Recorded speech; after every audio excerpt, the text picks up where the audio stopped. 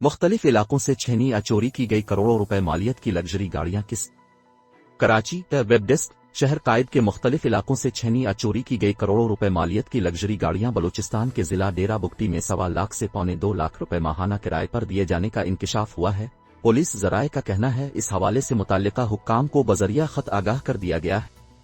Express news کے مطابق anti vehicle lifting cell کے ایس پی بشیر بروہی نے آئی جی سندھ کو بھیجے جانے والے خط میں انکشاف کیا کہ شار نور جہاں پولیس کے ہاتھوں گرفتار ہونے والے دہشت گرد منظور عرف بافو شوکت عرف برکت نے دوران تفتیش گاڑیوں کو بلوچستان لے جا کر فروخت کرنے کا انکشاف کیا۔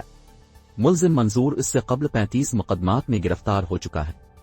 پولیس افسر کے مطابق ملزمان نے دوران تفتیش انکشاف کیا کہ وہ اپنے دیگر ساتھیوں کے ہمراہ شہر سے لگژری گاڑیاں چھین کر بلوچستان کے علاقے سوئی ڈیرہ بگٹی لے جا کر سجاول نامی شخص سمیت مختلف خریداروں کو فروخت کر دیتے تھے، جس کے بعد ان گاڑیوں کے انجن، پلیٹ نمبر اور رنگ تبدیل کر کے جعلی کاغذات بنائے جاتے اور پھر انہیں کمپنیوں کو کرائے پر دیا جاتا ہے۔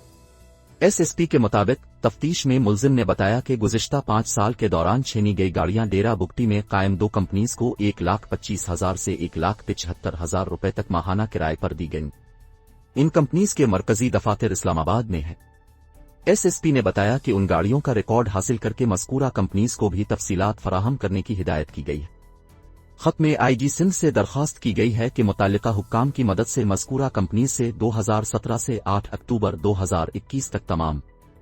گاڑیوں کا ریکارڈ طلب کیا جائے۔